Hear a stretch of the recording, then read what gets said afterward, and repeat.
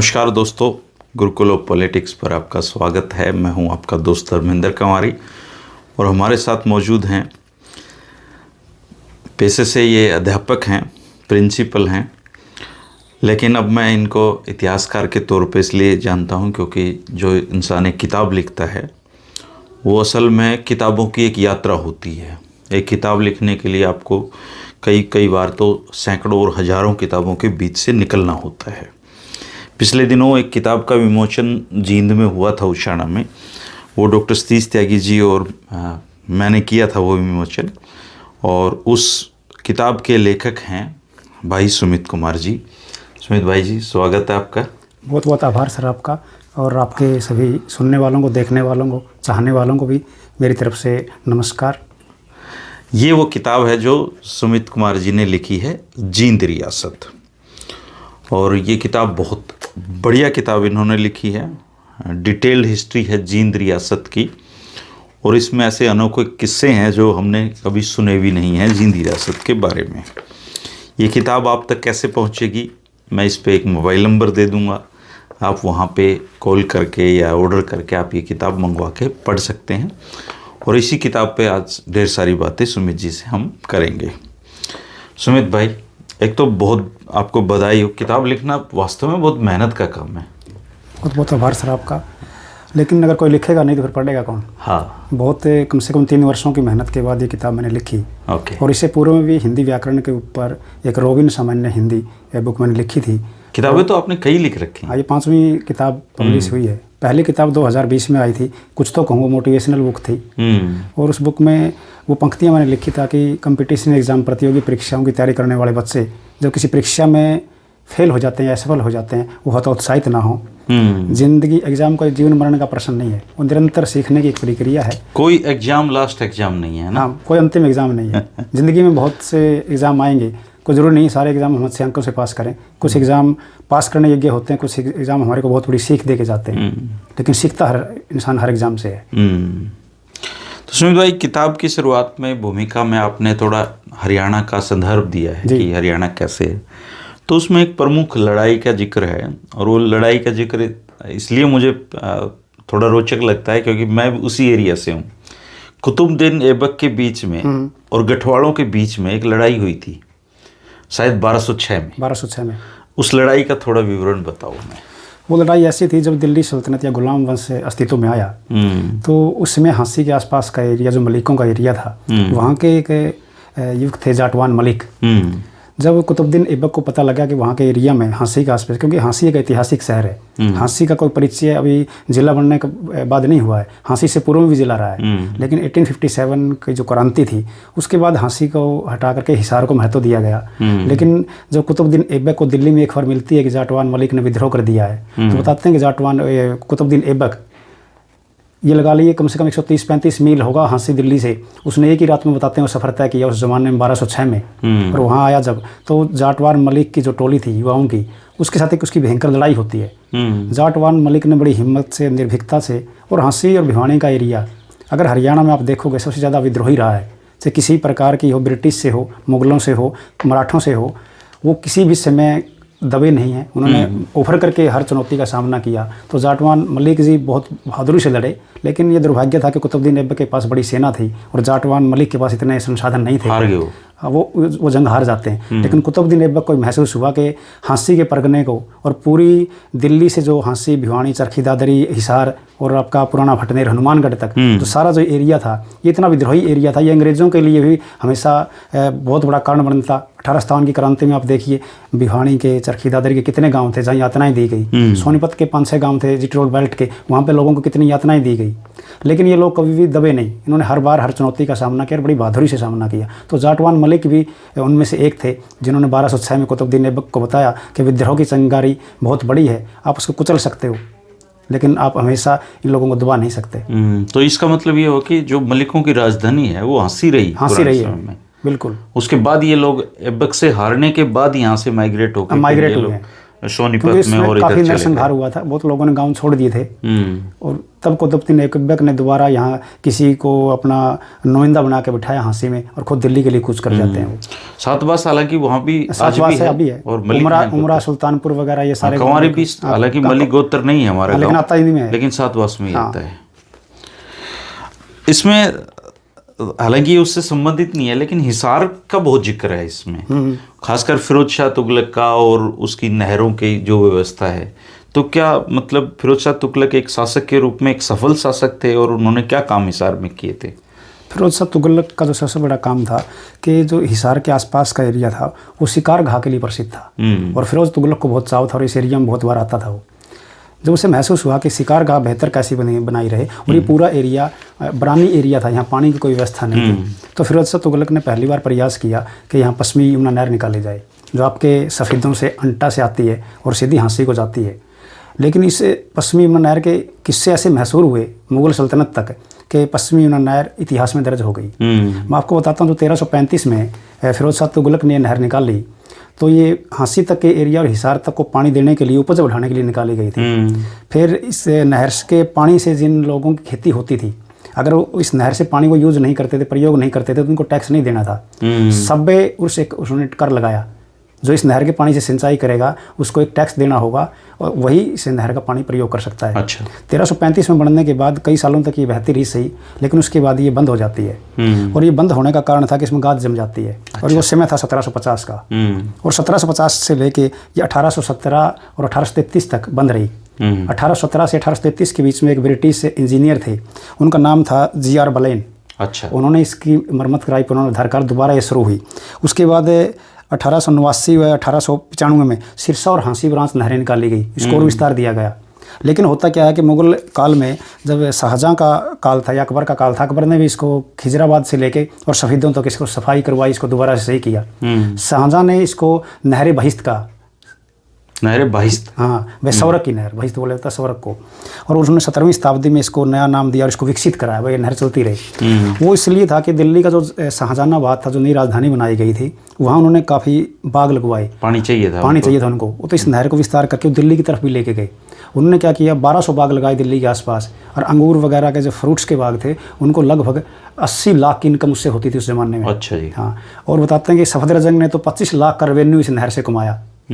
उसके बाद 17 पैसा देती थी ये नहर। हाँ, विलियम फ्रैंकलिन ने लिखा 1793 में, वे जो आपके सफदरजंग थे, उन्होंने 25 लाख रुपया इसकी उपजाऊ भूमि से इनकम जो आई, 25 लाख का उसका अंदाजा था कि इतनी इनकम इससे हुई।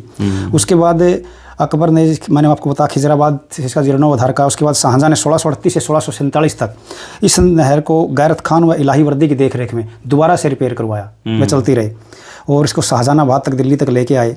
उसके बाद 1660 में औरंगजेब के समय बाढ़ ने बहुत आतंक मचाया इस नहर ने, और इसके दिलचस्प किस्से ऐसे हैं कि जहांगीर ने भी यमुना नहर का बहुत लुत्फ उठाया। अच्छा। उसका एक गुरु था, इसका नाम है मछलीली।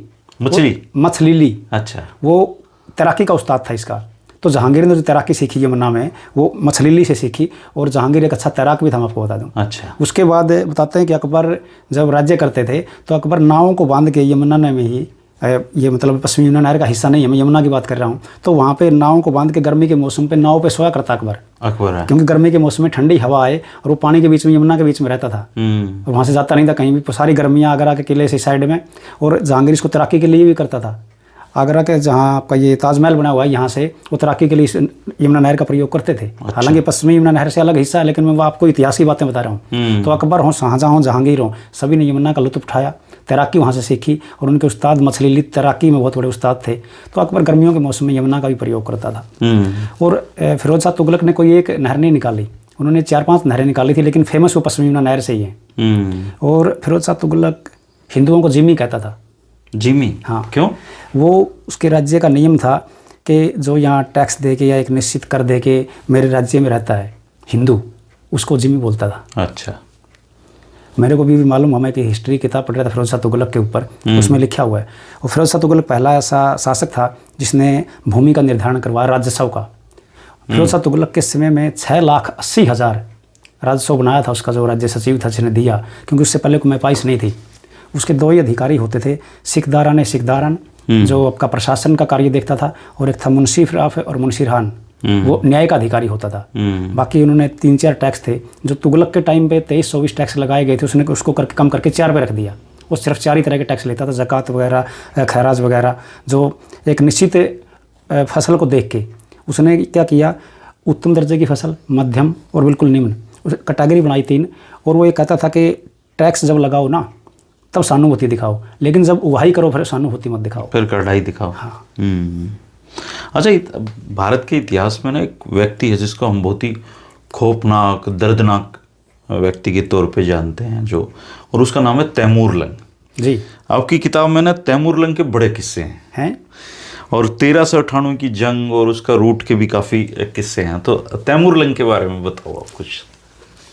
तैमूर का इतिहास जिस ढंग से उस व्यक्ति को हम देखते हैं ना, उसके चरित्र, उसके व्यक्तित्व में बहुत से अलग अलग पार्ट्स हैं। वो खुखरा या कुख्यात आक्रांता भी था, लोगों को बड़ी बेदर्दी से, निर्दयी से मारता भी था, उसका तमाशा भी देखता था। उसका जन्म होता है समरकंद में, और जब वो पढ़ाई लिखाई करता तो अपने समय का बहुत इंटेलिजेंट स्टूडेंट हो रहा। जिस मस्जिद में उनको पढ़ाया गया, उसने बहुत कम एज में कुरान शरीफ को पढ़ा। और वो एक जगह जिक्र करता अपनी बीती में कि कहता कि मेरी क्लास में जब मैं पढ़ता था, हमारे उस्ताद से कोई बच्चा ऐसा नहीं था जो डंडे से नहीं बच पाया, वो डंडे मारता था। बोले एक विद्यार्थी उनमें ऐसा था, वो था तैमूर, जिसने कभी मैंने उस्ताद से डंडे नहीं खाए। अच्छा। बोला मेरे को सब कुछ याद था, मेरे को एक बार बताने की ज़रूरत थी, दोबारा मैंने कोई रिपीट नहीं किया। वो तख्ती का हमारे जिक्र आता है यहाँ पे। तैमूर ने अपनी आप बीती में लिखा, मेरे को तख्ती लिखने का बहुत शौक था और उसकी हैंडराइटिंग बहुत अच्छी थी। जब मैं घर पे भी तख्ती लिखता था और स्कूलों में तख्ती लिखता था। लेकिन दिन मेरे को मेरे जन्म के बाद जो मेरे को पहला वाक़या याद आता है, वो मेरी माँ का याद आता है। मेरी माँ मेरे अब्बा के पास बैठी हुई थी, उन्होंने कहा कि जो लड़का है तैमूर, ये बाएं हाथ से लिखता है, सारा काम बाएं हाथ से करता है। तो उनको ये पता नहीं था मैं जितना काम बाएं हाथ से करता हूँ उतना दाएं हाथ से भी करता हूँ। अच्छा, दोनों हाथों से काम करता था। उसने बहुत कम उम्र में घोड़सवारी को सीखा। वो बताता है आप बीती में कि मैं घोड़े के ऊपर खड़ा होकर दोनों हाथों से तलवार और कुल्हाड़ी बिल्कुल अच्छे ढंग से चला सकता था।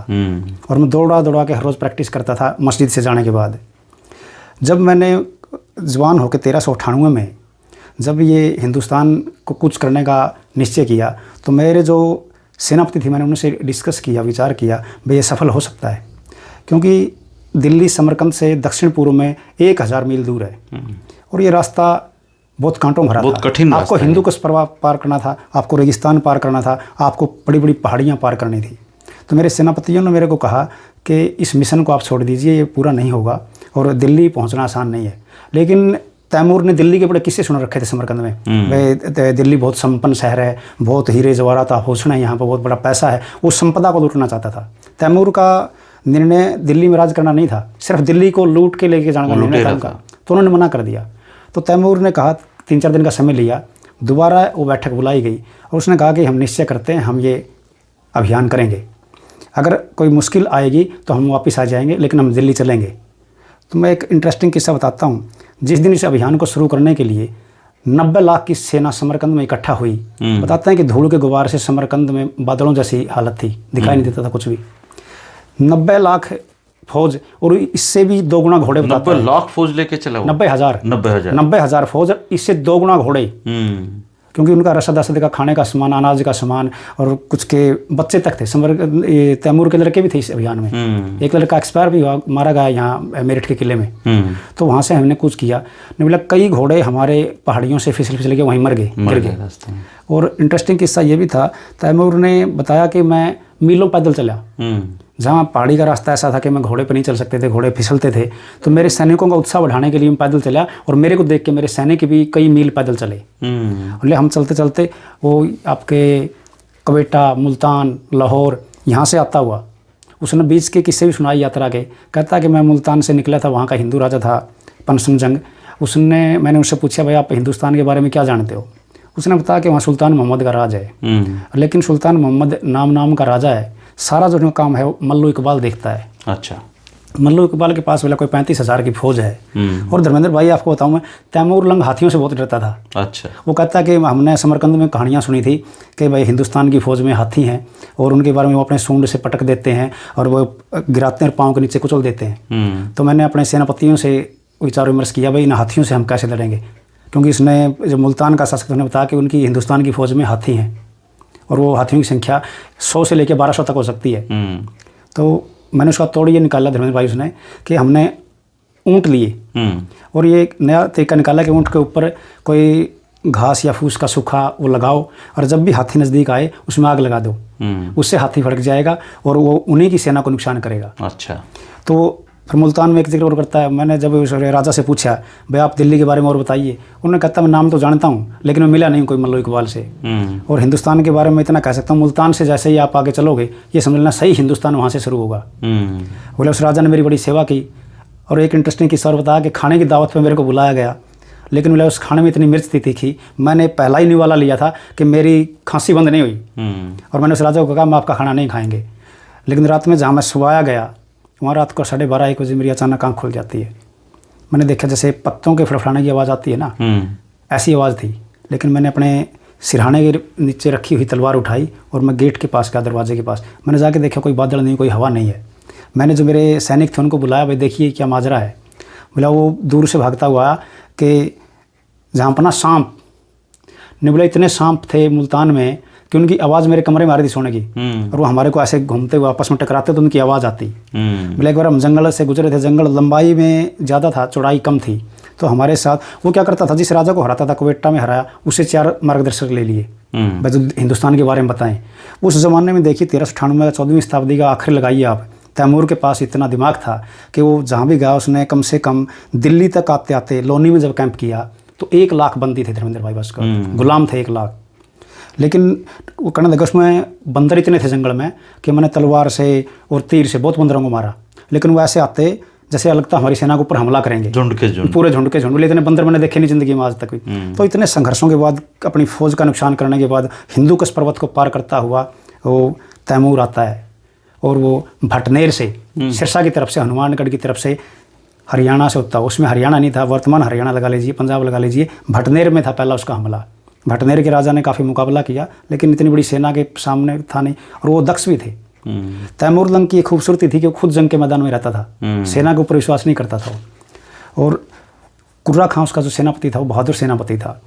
तो भटनेर से सिरसा में आने के बाद यहाँ के पोंडों की, गंडों की तैमूर बहुत प्रशंसा करता है। अच्छा। हाँ, मैं सिरसा के आसपास बहुत बड़े पोंडे हैं और वो कहता है कि हम जो रुके सिरसा में तो हम गन्ने के खेतों में गए, मेरी सेना ने घोड़ों के लिए, ऊँटों के लिए गन्ने उखाड़े, वहाँ से लेके आए हम। और वहाँ से फिर ये आपके रानियाँ रुकता है, उसके बाद आपका हिसारे फतेहाबाद, फिर हिसारे फिरोजा, इनको जीतता हुआ। और निर्वाणा के पास लिखता है, निर्वाणा के पास एक कस्बा है टोहाना, मैं वहाँ भी रुका, लेकिन उसने लिखा कि यहाँ के जो जाट हैं उन्होंने मेरे को बहुत तंग किया।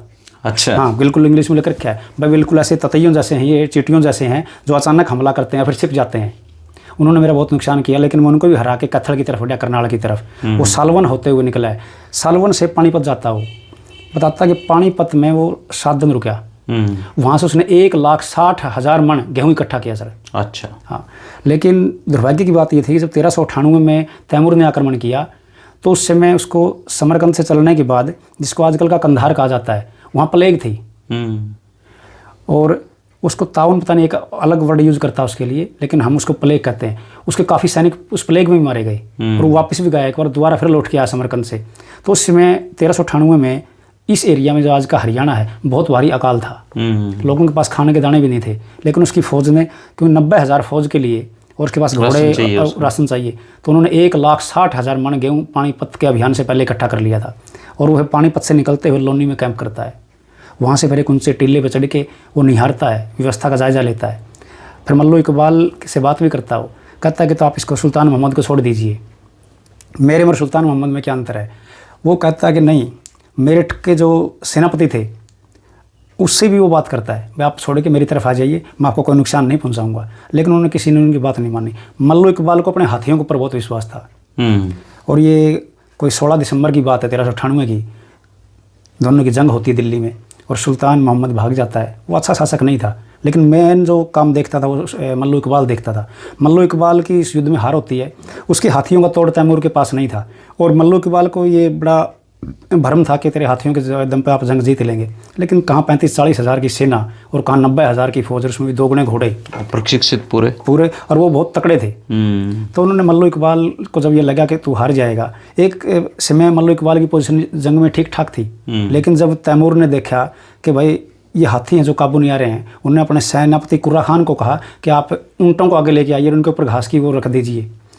वो ये भी कहता कि हाथियों के ऊपर ओहदा होता था, जिरहवस्त होता था, उनके ऊपर किसी कुल्हाड़ी किसी तलवार का कोई असर नहीं था। वो मेरे सैनिकों को बहुत बुरी तरह रौंद रहे थे। तो मैंने अग्रिम पंक्ति में ऊँटों को लगाया और उनके ऊपर रखे हुए सूखे उसमें आग लगा दी। वो उस आग को हाथी देखते और वापस अपनी सेना की तरफ कूच करते, वो खुद की सेना को ही उन्होंने कुचल दिया। वो कहता कि बीच में मेरा एक बार दिल्ली की जंग में घोड़े की जो पाँव रखने के लिए रखते हैं, उस एक ऊपर से पाँव फिसल जाता है। बोले मैंने देखा पाँव फिसला कैसे, ने बोला मैंने लड़ना बंद किया और अपने पाँव को हाथ लगा के देखा, मेरा पूरा शरीर ऐसे था जैसे खून के कुएं में से डुबकी लगा के किसी को निकाल लिया हो। मेरे एक हाथ में तलवार और एक हाथ में कुल्हाड़ी थी। मैंने हाथियों के सूंडों को बड़ी बर्बरता से काटा और वो सूंड करते ही चिंगाड़ मार के वापस दौड़ने लगते, अपनी सेना का नुकसान करते। तो तैमूर ने बड़ी बेरहमी से, और वो लगभग 1 महीना तो वर्तमान हरियाणा में ही रहा, आपके सिरसा से लेकर दिल्ली तक बहुत लूट मार मारता बहुत था वो लोगों को। तो उसने दिल्ली में बहुत बड़ा कत्लेआम भी किया, बहुत लोगों को मारा गया, धन संपदा वो लूट के ले गया। लेकिन वो आया इस रास्ते से, वो इतना दिमाग उसमें था, वापस उसी रास्ते से गया नहीं। वो आपके हरिद्वार, मेरठ होता हुआ कश्मीर, और उसने क्या किया, गर्मियों का महीना था, ये लगा मार्च में उसने दिल्ली छोड़ दिया था।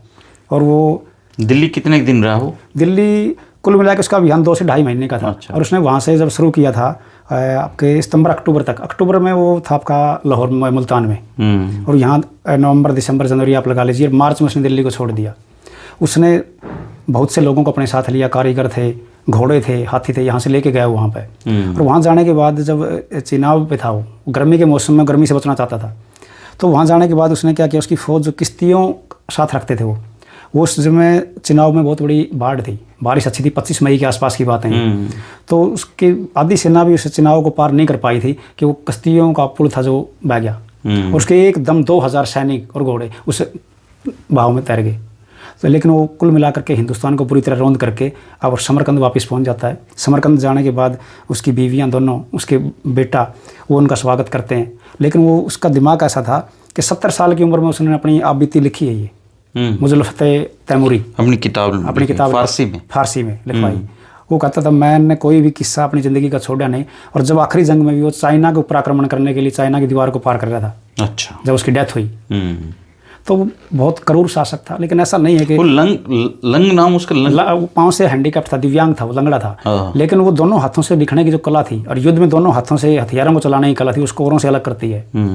और वो उसका किसी से युद्ध भी हुआ ना, जिसमें वो एक, जब ये हिंदुस्तान के अभियान पे था, तो एक राजा के साथ युद्ध चल रहा था। राजा दूर था फौज से, और ये भी एक ऊंचे टीले पे था, तैमूर भी। तो उसने कहा कि मैं आपसे, ये तैमूर कौन है? तो उसने कहा भाई मैं आपको तैमूर से क्या करना है? उन्होंने कहा मेरे को आपसे लड़ाई लड़नी है। तो ये दोनों फौज को पीछे हटाया और खुले मैदान में दोनों आए आमने सामने। तो जब उसने देखा कि भाई तैमूर के दोनों हाथों में, एक हाथ में कुल्हाड़ी है और एक हाथ में तलवार है, तो उन्होंने देखते ही कहा कि आपके दोनों हाथों में हथियार है, बराबरी का मुकाबला नहीं है ये। तो तैमूर ने उससे कहा हंसते हुए, बताइए मैं कौन से हाथ का हथियार फेंकूँ? अब आपको समझने सी बात है, कोई भी आदमी होगा दाएं हाथ के ऊपर जाएगा। तो उसने कहा कि आप दाएं हाथ का हथियार फेंक दीजिए। तो तैमूर कहता कि मैं मन अंदर से इतना खुश हुआ कि मूर्ख है और ये मारा जाएगा मेरे हाथों। और जैसी दोनों में जंग हुई, तैमूर ने उसको पूरी तरह हराया और उसको कैद कर लेता। वो उसको कहता है कि बताइए वो, लेकिन वो इतना बहादुर था, जो राजा दूसरा उसने गिरफ्तार किया, उसने कहा कि आप मेरे को मार दीजिए, लेकिन मैं आपको कोई भी किसी प्रकार का पैसा नहीं दूंगा। और जब उसने ना दिया तो उसने उसको कहा आप मेरी मित्रता तो कर सकते हैं ना? हाँ मित्रता कर सकता हूँ, ज़रूरत किस में आप मेरे को फौज भी देंगे। और लेकिन उस कुल्हाड़ी से लड़ा एक हाथ से ही, और लेकिन उस राजा के पास उसके बाएं हाथ का भी कोई जवाब नहीं था।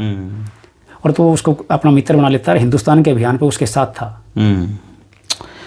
तैमूर की आप बीती हैं? तैमूर की आप बीती। लेकिन तैमूर को भारत में वो इज्जत नहीं है बिल्कुल, क्योंकि आक्रांता था वो।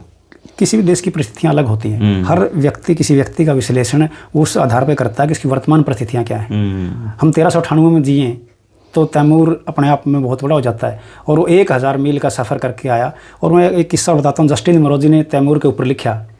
उसने ऐसा लिख रखा है कि अपनी पुस्तक में, जो किताब उनकी है इस्लाम की तलवार तैमूरलैन, वो लिखता है दिल्ली जंग के बाद जब मार्च में तैमूर दिल्ली को छोड़ देता है, 2 महीने तक दिल्ली के आसमान में पक्षी तक नहीं उड़ा। इतनी दुर्गंध थी आसमान में कि वहाँ से कोई पक्षी नहीं उड़ा 2 महीने तक। इतने लोग मारे, इतने लोग मारे गए। यहाँ से गुलाम बहुत लेके गया वो। गुलाम ने उसने इतना निर्दयी किया, जब लोनी में उसका कैंप था और जब उसने अपना सेनापतियों से सलाह की, मौलवियों से सलाह की, तो उसके मन में आया ख्याल कि अगर जंग में जब मल्लो इकबाल से मैं लड़ूंगा और जो 1 लाख गुलाम में लेके आया हूँ, अगर इनको हमदर्दी हुई और इन्होंने मल्लो इकबाल का हौसला बढ़ा दिया, और 1 लाख संख्या बहुत होती है, तो धर्मेंद्र भाई मैं क्या बताऊँ, उसने अपने मौलवियों से सलाह करके, इवन मौलवियों तक को ये कहा कि आप आज शाम तक इनको एक एक करके कत्ल कर दीजिए।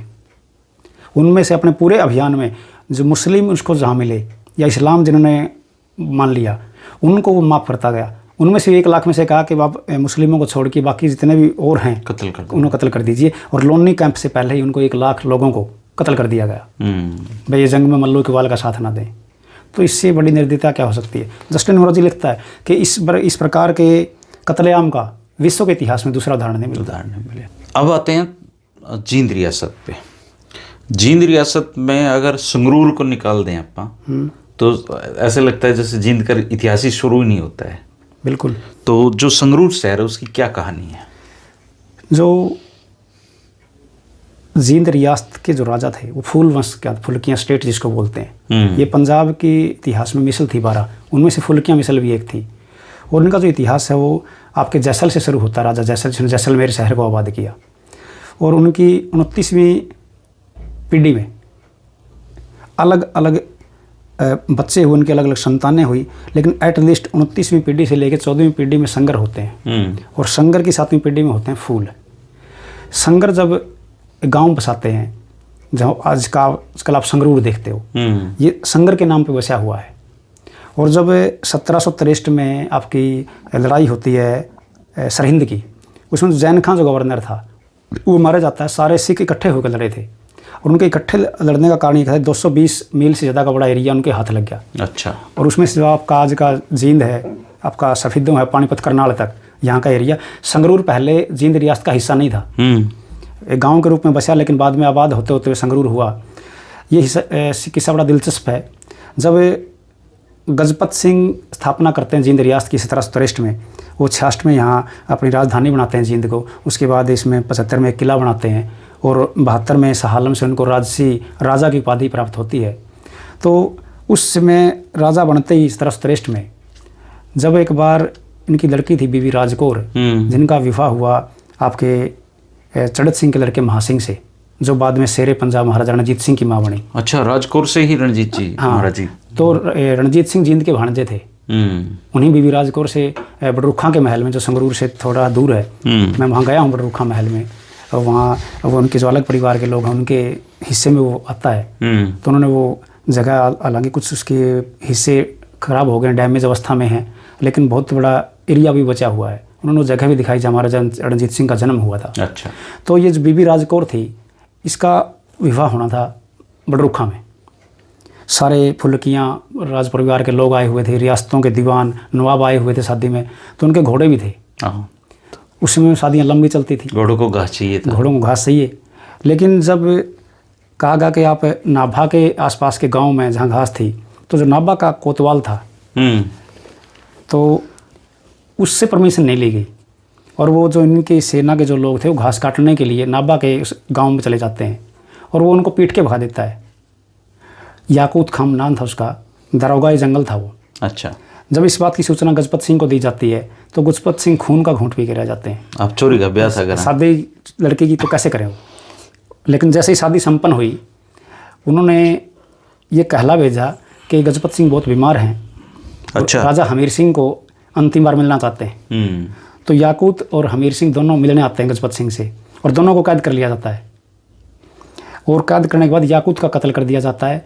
लेकिन जो हमीर सिंह की रानी थी वो बड़ी बहादुर थी, देसो वो लड़ी, और कई महीने तक ये संघर्ष चला। लेकिन जब देसो को लगा कि इसमें कोई फ़ायदा नहीं है, गजपत सिंह मजबूत है और ये बात नहीं बन पाएगी, तो पटियाला और ये तीनों रियासतें आपस में रिश्तेदार हैं सारे के सारे। तो उन्होंने पटियाला के जो महाराजा थे उनसे बात की कि आप गजपत सिंह को बोल करके हमीर सिंह को आप रिहा कराइए, और जो आपका अमल होगा और ये आपका संगरूर ये इनके कब्ज़े में है। तो उन्होंने कहा कि मैं हमीर सिंह को तो छोड़ दूंगा, अमलोह भी छोड़ दूंगा, भाड़सों भी छोड़ दूंगा, लेकिन संगरूर वापस नहीं दूंगा। अच्छा। तो 2 हिस्से जो जीते थे वो वापस कर दिए गए हमीर सिंह को, लेकिन संगरूर को रखा गया। लेकिन राजधानी बनाया 1827 में राजा संगत सिंह ने। गजपत सिंह जब तक जिए, भाग सिंह जब तक जिए, राजधानी जींद ही थी। तो फाउंडर अगर जींद रियासत का कहा जाए तो गजपत सिंह को। अच्छा। गजपत सिंह काफ़ी स्ट्रॉन्ग राजा थे। 1735 में उनका जन्म हुआ, 1789 तक उन्होंने राज किया। 1763 से, हाँ, वो बलिष्ठ राजा थे और उन्होंने रियासत का दर्जा बहुत बढ़ाया। पटियाला महाराजा से उनके बहुत अच्छे संबंध थे, आपस में एक दूसरे की मदद करते थे युद्धों के टाइम पे। वो जब विवाद हुआ महाराजा पटियाला का अपने भाई के साथ, तो उन्होंने जब गजपत सिंह ने बहुत मदद की तब भी। लेकिन गजपत सिंह जब गद्दी पर बैठे 1763 में, उनके साथ दिक्कत ये थी कि उनका एक भाई था गुरदीता, जिनसे नाभा फैमिली चलती है। तो गुरदीता पसंद नहीं करता था गजपत सिंह को। तो इंपीरियल जो आर्मी थी उसको कह के इसकी माँ को गिरफ्तार करवा देता है, आगा को, गजपत की माँ को, और गजपत को भी, और उनको दिल्ली ले जाता है। लेकिन गजपत सिंह उसमें बहुत छोटा था। तो कोई एक लड़की थी वहाँ जेल में, उसकी वजह से वो आगा और गजपत सिंह बच जाते हैं, छूट जाते हैं जेल से। फिर वो वापस आते हैं।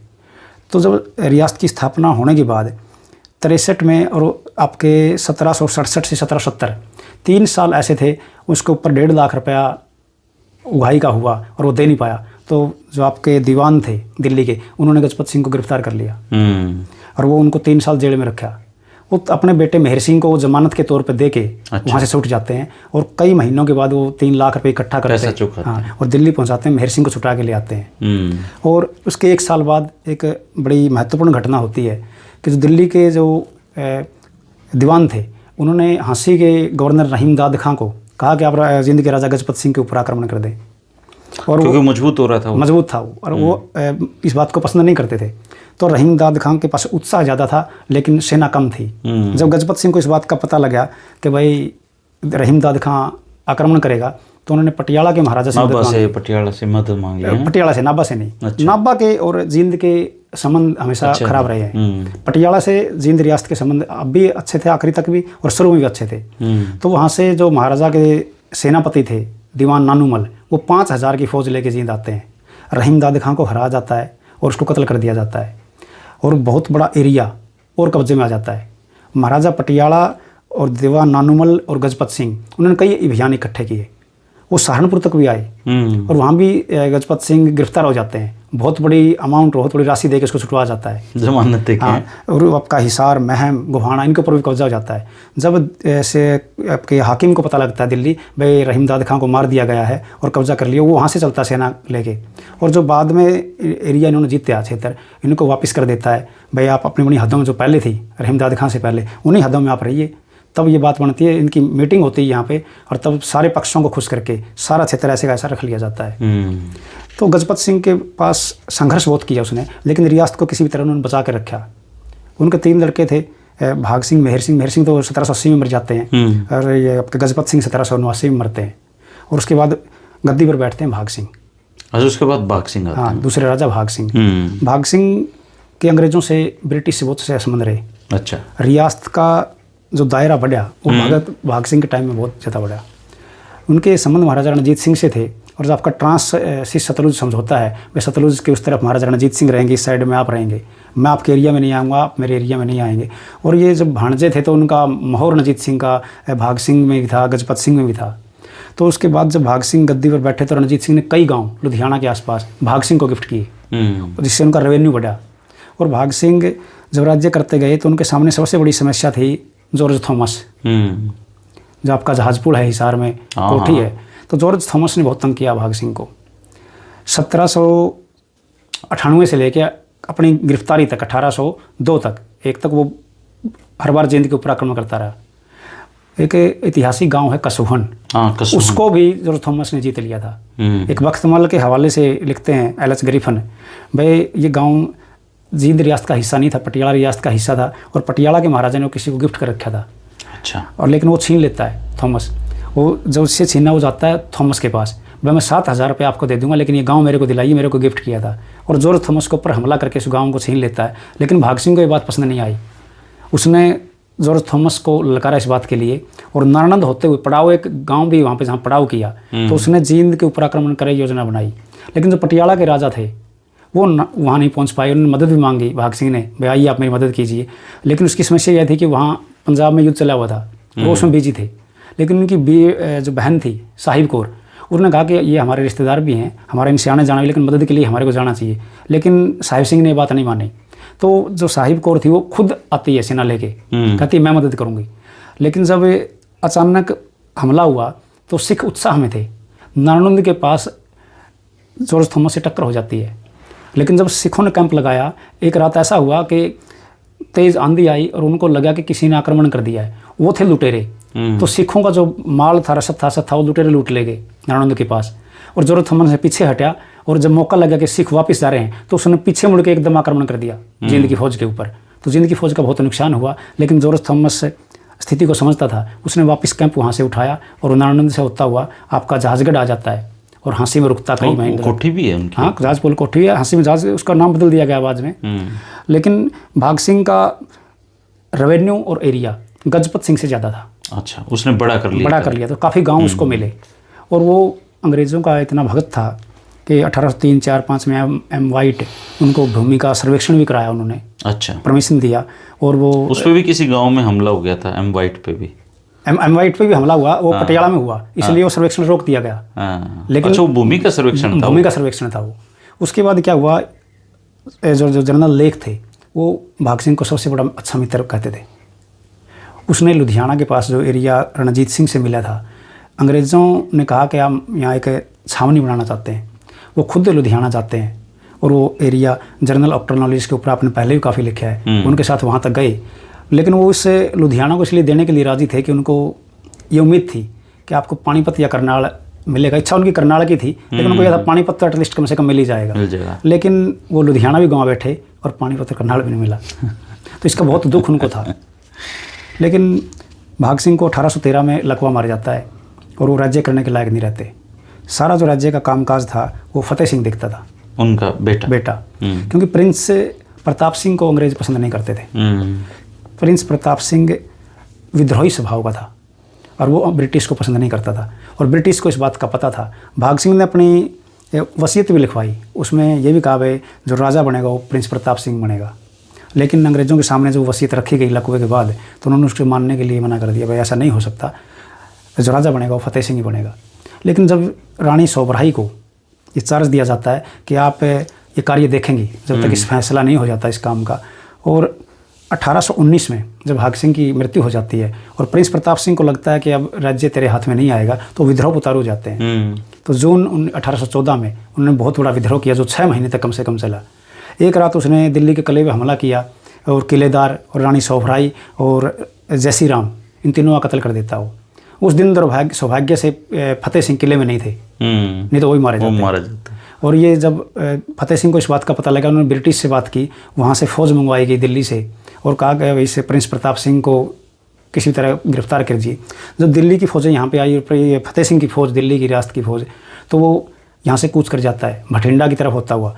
वहाँ एक फुल्ला सिंह अकाली था, वो भी विद्रोही था रणजीत सिंह का, तो उसने फुल्ला सिंह अकाली ने इसकी खूब अच्छा, उसने महाराजा रणजीत का विरोध कर रखा था। हाँ, वो अकाली ने इसको शरण दिया और उसके पास 200-300 फौज सैनिक भी थे जो लड़ सकते थे। अच्छा। लेकिन अंग्रेज़ों की और जींद की फ़ौज, लेकिन जो प्रिंस प्रताप सिंह की क्वालिटी ये थी कि जो पटियाला था, नाभा था या और सिख रियासतें थी, उन्होंने प्रिंस प्रताप सिंह के अगेंस्ट लड़ने से मना कर दिया। अच्छा, भाई हम प्रिंस प्रताप सिंह के अगेंस्ट नहीं लड़ेंगे। और वो चलता रहा, 2-3-4 महीने चला। लेकिन जब प्रिंस प्रताप सिंह को लगा कि अब दाढ़ नहीं गलेगी, तो उसने क्या किया, भाई रणजीत सिंह के पास चलते हैं, और वहाँ से होता हुआ लाहौर रणजीत सिंह के पास पहुँच जाता है। रणजीत सिंह ने क्या किया, उसको अपने पास शरण में लिया, लेकिन ब्रिटिश को खबर कर दी कि प्रिंस प्रताप सिंह यहाँ, उसको गिरफ्तार करवा दिया।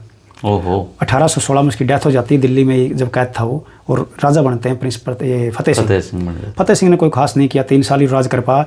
उनकी जींद रियासत में कोई उपलब्धि फतेह सिंह की नहीं है, नाम का राजा था। उसके बाद कौन आया? उसके बाद आए संगत सिंह बहुत छोटी उम्र में राजा बने। उनकी उम्र 11 साल की थी। वो जो दीवान थे रियासत के, उन्होंने उनको बुरी संगतों में डाल दिया। अच्छा, संगत सिंह की संगत खराब कर दी। उनकी थोड़ी एज में 3 शादियां कर दी। और संगत सिंह की समस्या ये थी कि वो बार बार रणजीत सिंह के पास जाते थे और अंग्रेज़ों को इस बात से दिक्कत थी। उन्होंने 2 बार कहा भी, भाई आप ऐसा मत कीजिए, आप रियासत का काम बिगड़ता है। और संगत सिंह ने राजधानी जींद से संगरूर बदल दी थी और वो सारा काम संगरूर से ही देखते थे। और वो किताब में लिखते भी हैं एल.एच. गरीफन कि वो जो राजा थे वो कोई 60 मील दूर एक कस्बे में रहते थे। उसको दिक्कत ये थी कि अगर जींद को राजधानी रखे तो उसको रहना पड़ेगा यहाँ पे, तो उसने अपनी राजधानी को संगरूर किया। वो संगरूर में ही सारा समय व्यतीत हुआ। उनके समय की सिर्फ एक घटना इंटरेस्टिंग है, आपने टालबोट का नाम सुना होगा? टालबोट, हाँ। तो मार्च में जब 1833 में वो जींद के रास्ते से गुजर रहे थे तो एक गांव है संगतपुरा, हाँ संगतपुरा, उसमें वो डेढ़पुरा होता था।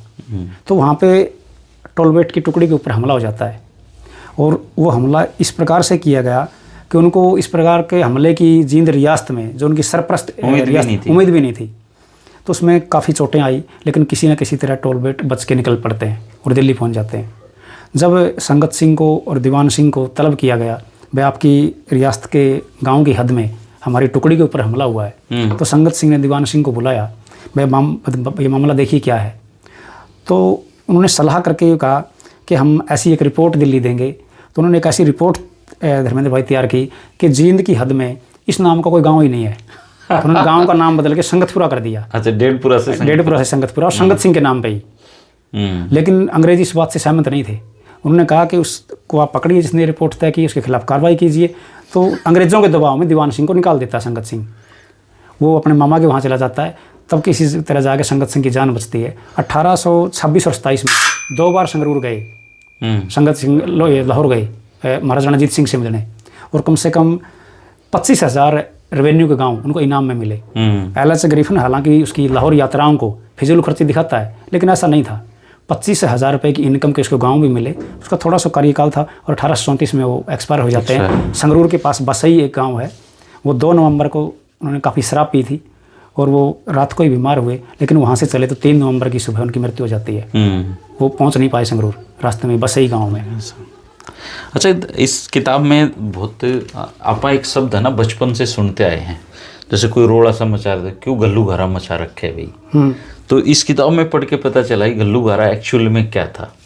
जो अहमद शाह अब्दाली थे, उनके सिखों से बहुत पंगे रहे, और मुझे लगता है कि पंगों की वजह से अब्दाली की जान भी गई। तो एक तो इसमें 1746 में एक छोटा गल्लू घारा है और एक 1762 में बड़ा गल्लू घारा है। क्या है ये गल्लू घारे?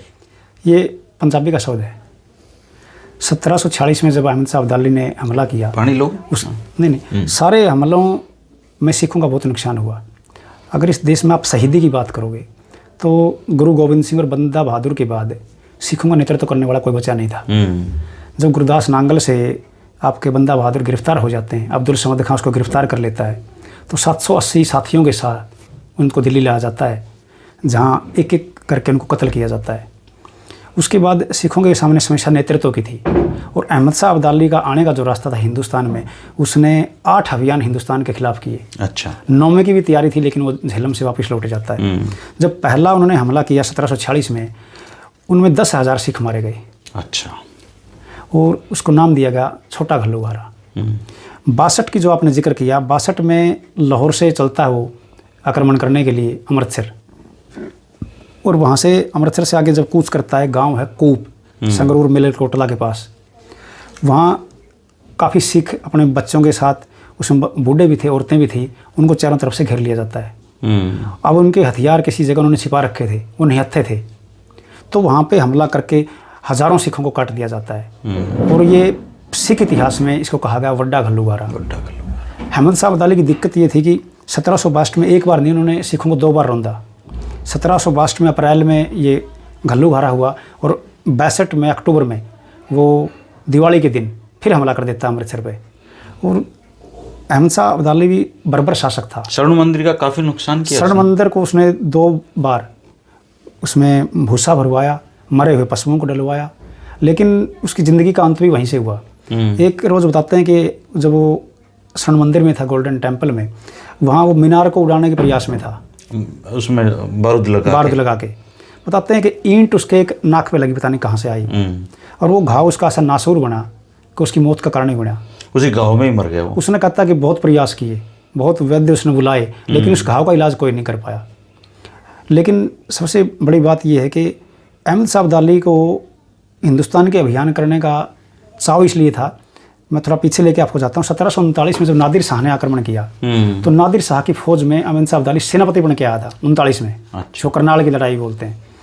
और जब वो दीवान खास में थे वहाँ पर उस समय पे आपके चिनकलिज खां जो हैदराबाद के निज़ाम थे, जिनको निज़ाम उल मुल्क आसफ जहाँ भी कहा जाता है, और उनके बारे में कहावत मशहूर थी कि उनको इस चीज़ का इल्म था कि वो चेहरा देखकर भाग्य बता देते थे। अच्छा। तो उनकी दोनों की आमना सामना हुआ, अहमद शाह अब्दाली का और आपके चिनकलिज खां का। जब इनसे मिले तो अहमद शाह अब्दाली को उन्होंने कहा कि एक दिन आप बादशाह बनोगे। इस बात की सूचना जब नादिर शाह को लगी तो उसने अहमद शाह अब्दाली को अपने पास बुलाया और गले मिलने के वक्त उस चाकू से कान का जो नीचे का हिस्सा ये काट दिया। नादिर शाह ने कहा कि आपने ये क्या किया? मेरे को पता लगा कि आपको निज़ाम उल मुल्क आसफ जहाँ ने ये कहा है कि आप एक दिन बादशाह बनोगे। ये घाव मैंने इसलिए दिया कि घाव आपको मेरी याद दिलाता रहेगा। और उसके 10 साल बाद वो बादशाह बन जाते हैं। अच्छा।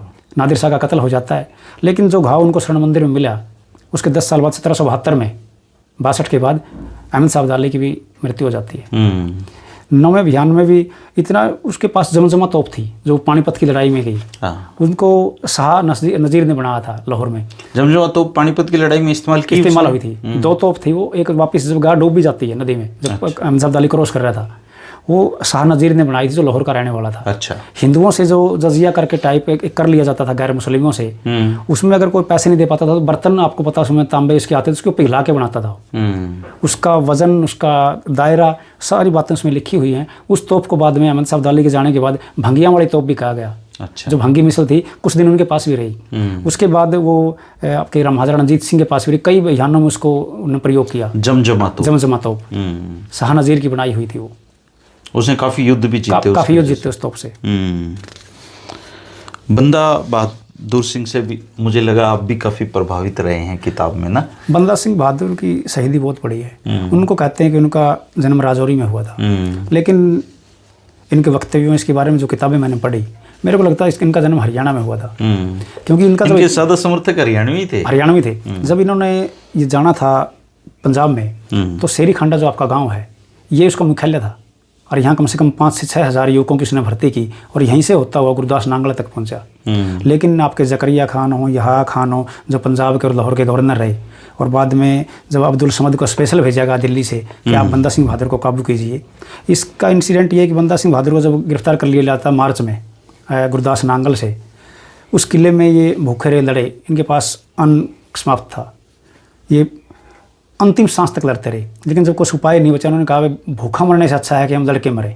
तो इनको 780 साथी थे, इनको गिरफ्तार किया जाता है। लोहे के बड़े बड़े पिंजड़ों में इनको गिरफ्तार करके जुलूस के रूप में जो सिर काटे गए उनकी मीनार बना के अब्दुल समद खां इनाम पाने के लिए दिल्ली लेके आता है। और यहाँ एक एक करके हुक्म दिया जाता है कि इनको काट दीजिए। बंदा बहादुर के ऊपर इस्लाम ग्रहण करने का बड़ा दबाव था। उनका बेटा था अजय 7 साल का रहा होगा, उनके सामने कत्ल कर दिया गया। लेकिन बंदा सिंह बहादुर ने अपनी ज़बान से, अपने स्टेटमेंट से वो टस से मस नहीं हुए और अपनी कुर्बानी दी। बोटी बोटी कर बंदा सिंह बहादुर को काट दिया गया दिल्ली में, और उनके बेटे अजय को भी। तो ऐसी ऐसी शहीदी कहाँ मिलती हैं। बहादुर, सच में ही बहादुर। बिल्कुल। 1739 का नादिर शाह के कत्लेआम की कहानियाँ तो बहुत अपने बचपन से सुनते आए हैं। आपने भी किताब में जिक्र किया उसका। बहुत बड़ा अभियान था नादिर शाह का। और ये लगाइए आप, उस ज़माने में 70 करोड़ रुपए और आपके 7,000 घोड़े, 200 कारीगर, 200 बढ़ई, राजमिस्त्री। वो नादिर शाह को सनक थी कि परसिया जाके मैं दिल्ली जैसा शहर बनाऊं।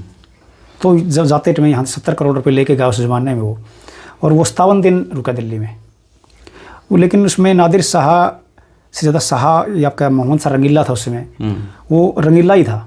रंगीला की शायद लड़की भी ब्याह के ले गया था। हाँ, यहाँ शादी करी उसने अपने लड़के से। तो हुआ क्या, उसने 2 चिट्ठियाँ लिखी वहाँ से, लेकिन मोहम्मद शाह के जो सेनापति थे, मोहम्मद शाह रंगीला थे, उन्होंने चिट्ठियों में कोई दिलचस्पी नहीं थी। वो उस अभियान को रोक भी सकता था। उन्होंने बाद में आके शाह आलम को कहा कि हमने आपको 2 बार लिखा लेकिन आपने कोई जवाब नहीं दिया, या चिट्ठियाँ आप तक नहीं पहुँची।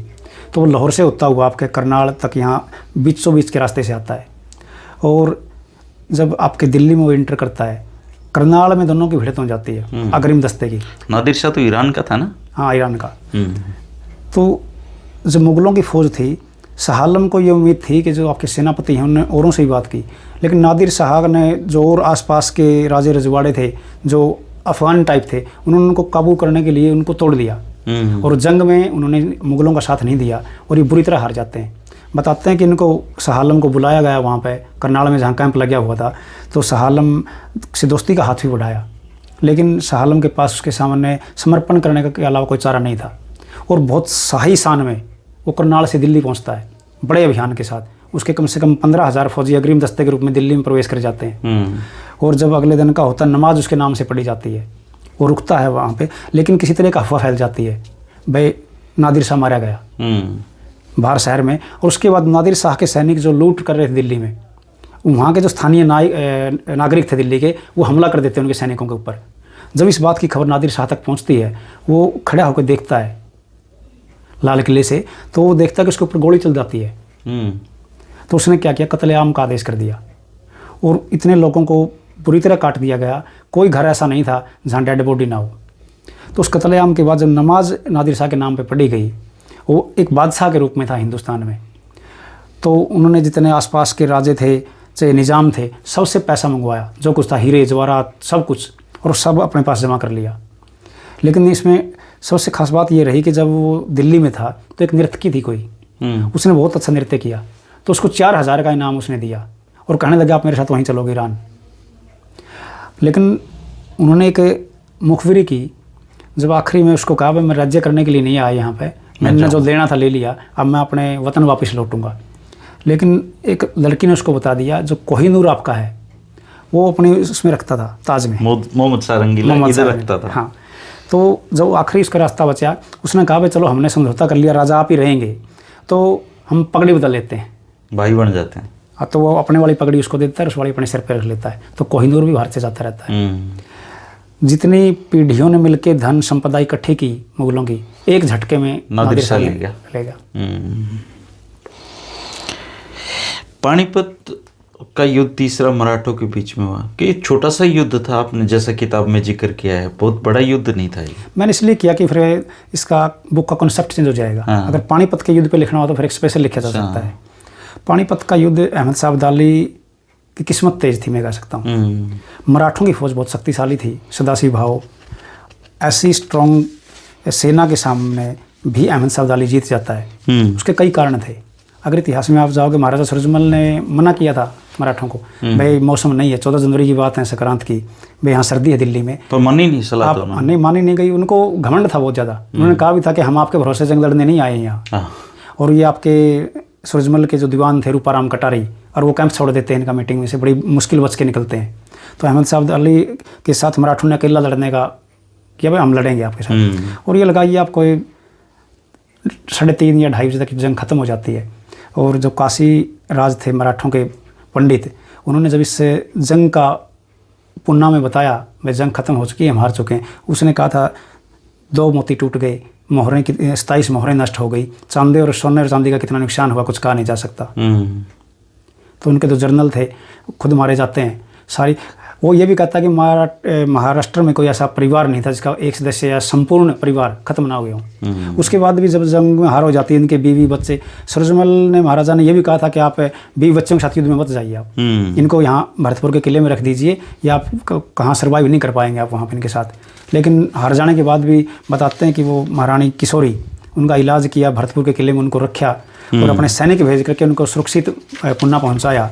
और जो सैनिक उनको छोड़ने के लिए गए थे वो वहीं पे बस गए। उन्होंने कहा आप यहीं रहिए। 1 रुपया हर रोज़ देती थी वो घायल सैनिक को, बच्चे हो बूढ़ा हो। 10 लाख खर्च बताते हैं आया हुआ उस जमाने में भी। बहुत मदद करी उनकी, इतने खराब संबंधों के बाद भी। अगर सूरजमल का सहयोग लिया जाता, सूरजमल जी ने कहा था उनको कि आप सीधी जंग मत लड़िए, सर्दी है, अप्रैल मई तक आप वेट कर लीजिए और आप छदम युद्ध लड़िए। माने ही नहीं वो। एक बार तो उनको ही गिरफ्तार करने की, गिरफ्तार करने को तो निकल के रात को रूपाराम कटारी जी और वो थे महाराजा सूरजमल।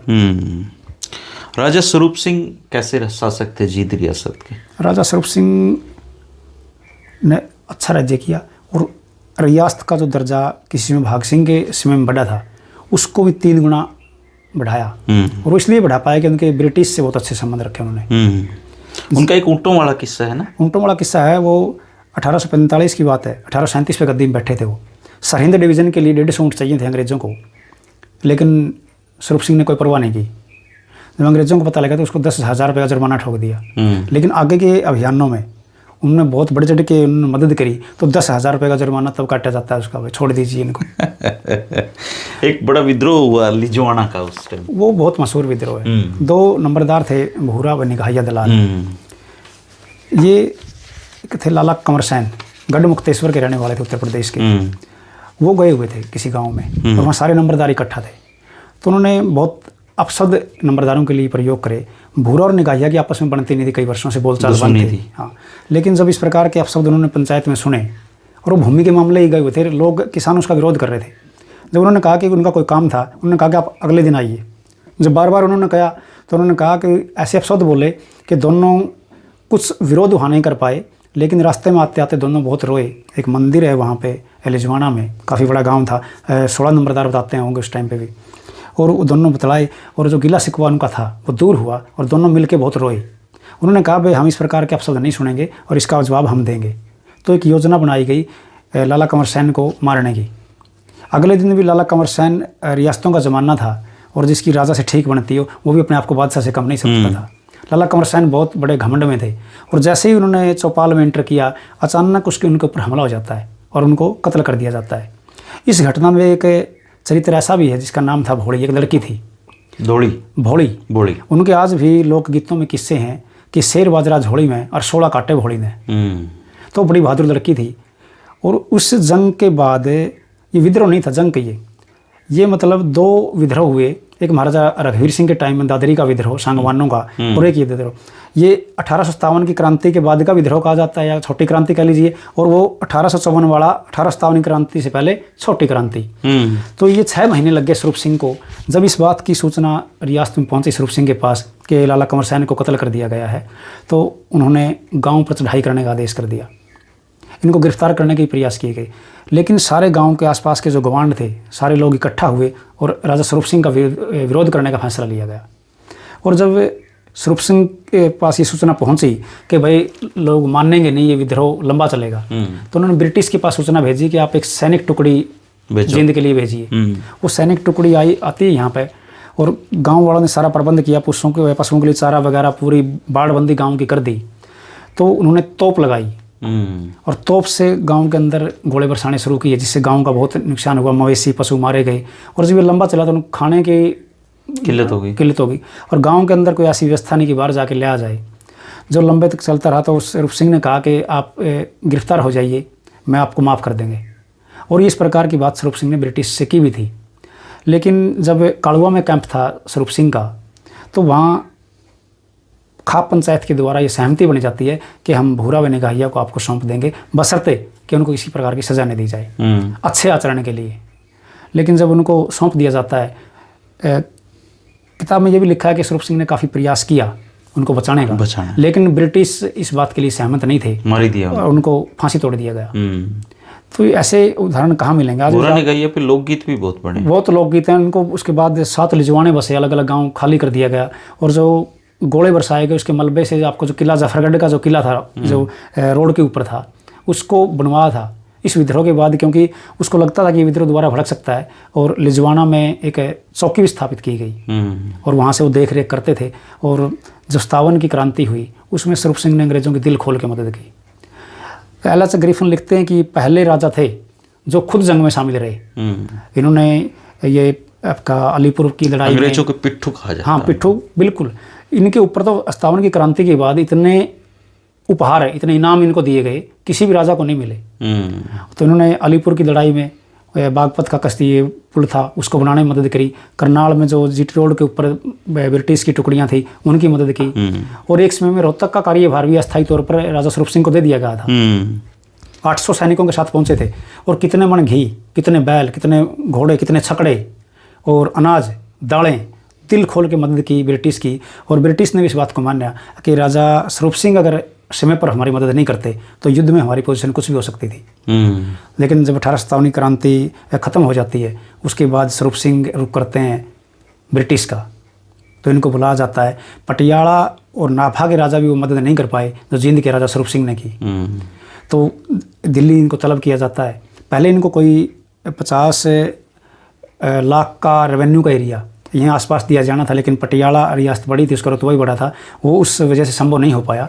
लेकिन बाद में 575 स्क्वायर मील का एरिया जो आपका दादरी का है, ये राजा स्वरूप सिंह को उपहार के स्वरूप दिया गया। अबू बकर की एक कोठी है, 3000 की कीमत की होगी उस समय में, से आपके बहादुर शाह जफर थे, उनके परिवार से वो आते थे, उनको वो अबू बकर की कोठी भी उनको दी गई।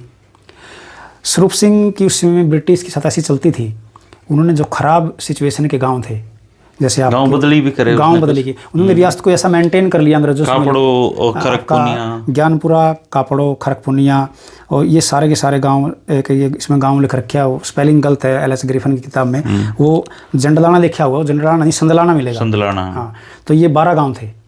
इन 12 गाँव के बदले सेम रेवेन्यू के गाँव यहाँ दे दिए गए ब्रिटिश को, और संगरूर के पास कुलारण में 12 गाँव ले लिए गए। तो ये खरकपुनिया हो, आपका ज्ञानपुरा हो, आपका क्या बोलते हैं डाड हो, बदौड़ हो, ये सारे 12 गांव बदले गए उस समय में। ये ले लिए या दे दिए उसने? ना, ब्रिटिश को दे दिए 12 गांव, और कोलारण में ले लिए संगरूर, बढ़िया गांव ले लिए, भाई ये गांव ले लो, वहाँ पानी वगैरह का ठीक ठाक था, तो इसलिए।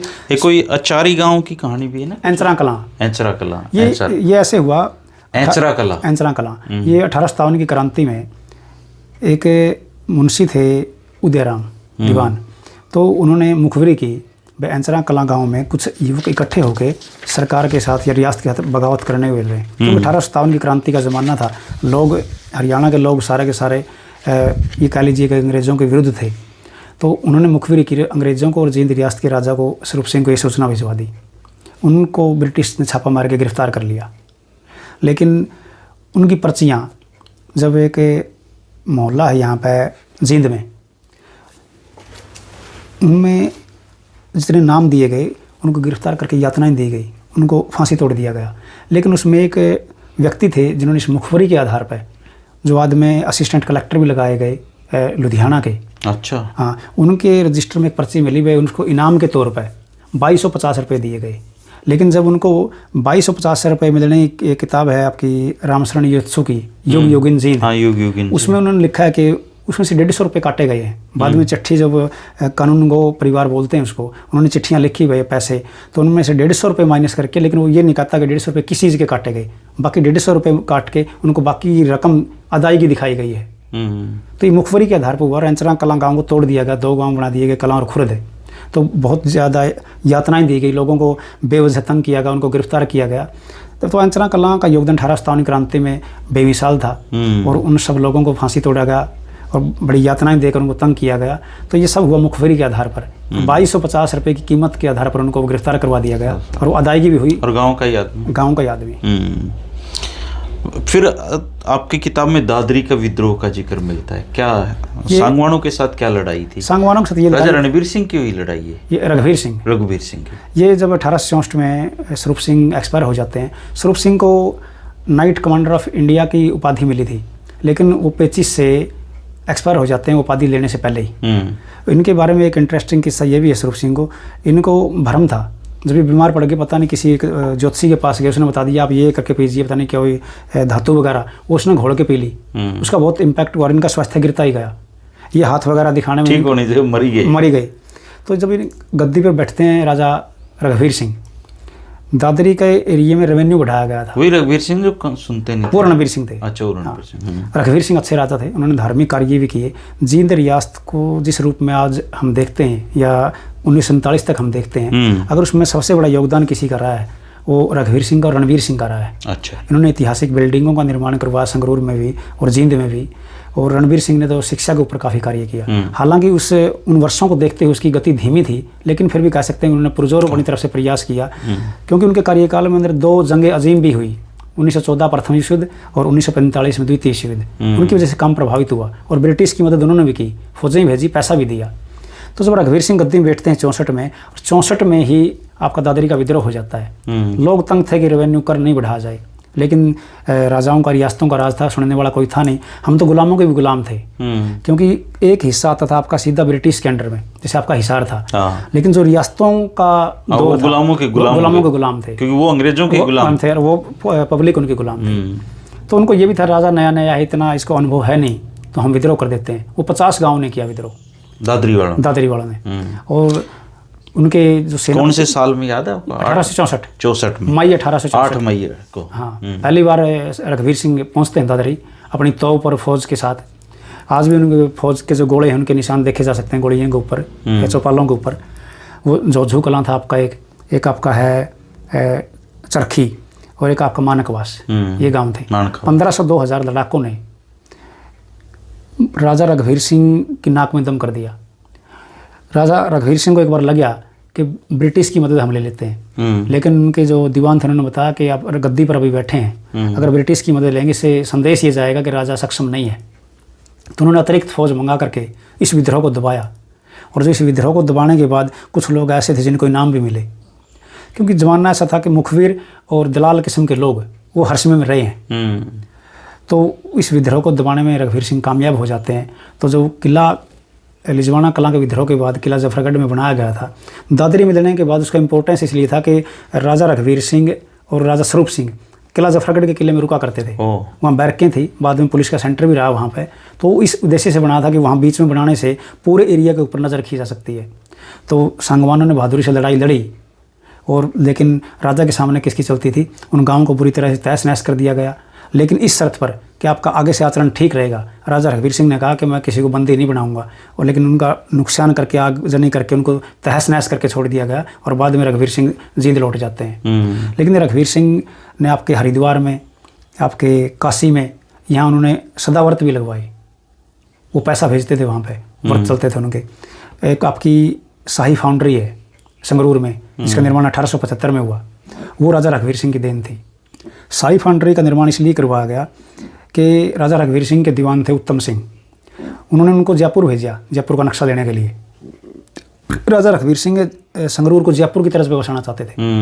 आज भी अगर आप कभी संगरूर जाओगे, इसकी सड़कें और उसके फुटपाथ खुले और उन्होंने 4 दरवाज़ों के अंदर संगरूर शहर को बंद कर दिया था। आपका नाभा दरवाज़ा हो, सुनामी हो, धुरी गेट और पटियाला, अब भी हैं दरवाजे, तो अब भी हैं, वो बंद हो जाते थे शाम को। तो शाही फाउंड्री का निर्माण इसलिए करा कि अगर हम शहर को आधुनिक ढंग से बसाएंगे, फिर हमारे को कारीगरों की ज़रूरत होगी। उसमें आपकी आटा चक्की लगाई गई, खराद के कारखाने लगाए गए, ताकि सारी चीज़ें यहीं पे, बाहर से कारीगरों को बुलाया गया कलकत्ता से, और उन कारीगरों को बाद में वो वहीं बस गए संगरूर में। और उसके बाद आपकी जो शाही समाधें हैं, जैसे गजपत सिंह की जब वो एक्सपायर हुए, समाधि सफ़ीदों में बनाई गई। उसके बाद आपका भाग सिंह, उनकी संगरूर में बनाई गई। तो जहाँ अलग अलग थी, राजा रघुवीर सिंह ने वहाँ से उन कब्रों को लेके संगरूर में 16 शाही समाधें बनाई, जो आज भी हैं। उनके ऊपर बोर्ड भी लगे हुए हैं, वो 16 हैं, उनमें 9 बड़ी हैं, 7 छोटी और 2 जोड़े में हैं। तो इस पर मैं खुद वहाँ गया, उनको देख के कई के ऊपर बोर्ड लगे हुए हैं, किस की 21 संत जोड़े वाली का। हाँ, जोड़े वाली इनकी एक रानी थी कोई, उनकी हैं। एक अंतिम जो महाराजा थे राजवीर सिंह, जो रणवीर सिंह के लड़के थे, उनके 2 लड़के थे, राजवीर सिंह और जगतवीर सिंह। रणवीर सिंह की और राजवीर सिंह की कब्र वहीं, वो संगमरमर, सफ़ेद संगमरमर में है, बाकी सारी रेड में है समाधियाँ। हाँ, बिल्कुल आप देख सकते हैं, राजपूत ब्रिटिश शैली का वास्तुकला का नमूना है। इतनी अच्छी हालत में है, हालांकि देख रेख उनकी आजकल नहीं इतनी, लेकिन फिर भी अच्छी कंडीशन में आज देखी जा सकती है। वो उन्हीं के राज में जोजू कला से भी कोई हुई लड़ाई उनकी? वो एक ही साथ था वो ना, वो विद्रोह जोजू कला का, मानिकवास का और आपका चरखी का, ये 1864 का वही विद्रोह है। एक कोई कुका विद्रोह का जिक्र? कुका विद्रोह तो ब्रिटिश के साथ हुआ था, उसमें स्वरूप सिंह ने, रघुवीर सिंह ने मदद की। 1870-72 की बात है ये। शाही फाउंडेशन कवि भी थे वो स्वरूप सिंह जी? स्वरूप सिंह जी कवि नहीं थे। रघुवीर सिंह के समय में, रघुवीर सिंह धार्मिक आदमी था, उसके राज्य में कई कवि रखता था वो, जिनको राज कवि का दर्जा प्राप्त था। कुछ गांवों के नाम भी रागों पे रखे। वो खुद इंटरेस्ट था उसको। जैसे आपका कंचनी खेड़ा, जिसको भाग खेड़ा कहते हैं, श्री राग खेड़ा, जींद के या सफीदों के, जुलाना के बीच के जो गांव हैं, ये सारे नाम उन्होंने रागों के बेस के ऊपर रखे। वो उसको एक बार क्या हुआ, उस गोल्डन टेम्पल चला गया, वहाँ उनको दर्शन करने में समय लगा। तो वहाँ पे वापस आने के बाद जो आपका जींद का रानी तालाब आप देखते हैं, उन्होंने कहा मैं गोल्डन टेम्पल की तर्ज पे एक यहीं पे बनाऊंगा। तो ये आपका रानी तालाब रघुवीर सिंह ने बनवाया। ये आपके जो सफीदों के मंदिर हैं, उनके कई का जीर्णोद्धार, पुनरुद्धार रघुवीर सिंह ने करवाया। और रघुवीर सिंह की हरिद्वार जाने की इच्छा थी, लेकिन मेरे को किताब में कहीं मिला नहीं, वो टाल दी कि 2 व्यक्तियों के नाम उनको षड्यंत्र की, लेकिन बाद में वो गए हरिद्वार भी।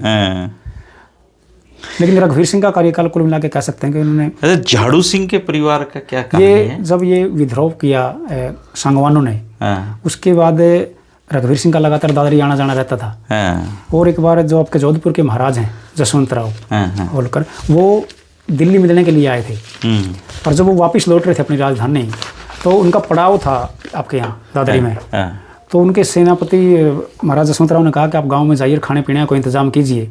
जब वो गए, उसमें मजाकिया भी ज़माना होता था, आज भी कर लेते हैं लोग मजाक। तो उन्होंने एक व्यक्ति से पूछा, भाई ऐसे ऐसे है, तो उन्होंने उस झाड़ू के परिवार में थे कि उसका नाम बता दिया झाड़ू का, भाई वहाँ जाइए, खाने की भोजन की व्यवस्था हो जाएगी। जब वहाँ जाके देखा तो कुछ भी नहीं था, वो बेचारा गरीब आदमी, उसके पास क्या था। लेकिन जब बात सेनापति ने उनसे कही वैसे ऐसे है, लेकिन उसका दिल बहुत बड़ा था। उसने कहा हम व्यवस्था करेंगे कैसे। सेनापति ने कहा भाई हम समझ गए, मजाक किया गया, लेकिन जैसा हमारे से बन पड़ेगा, हम मटेरियल कुछ हम ले आके देंगे, लेकिन तू मदद कर दे। उन्होंने ये बात जाके राजा को बताई, भाई गए तो थे सर, हम ऐसे बात हुई हमारे साथ। तो उन्होंने बेचारे ने कर कराया गया, सेनापति ने मदद की, बड़ी सेवा जसवंत की। उसके बाद जब जाने लगा, उसको कई गाँवों की वो दे दी उसने, भाई आप पट्टेदारी सरदारी आपके पास रहेगी, तो झाड़ू की किस्मत चमक जाती है।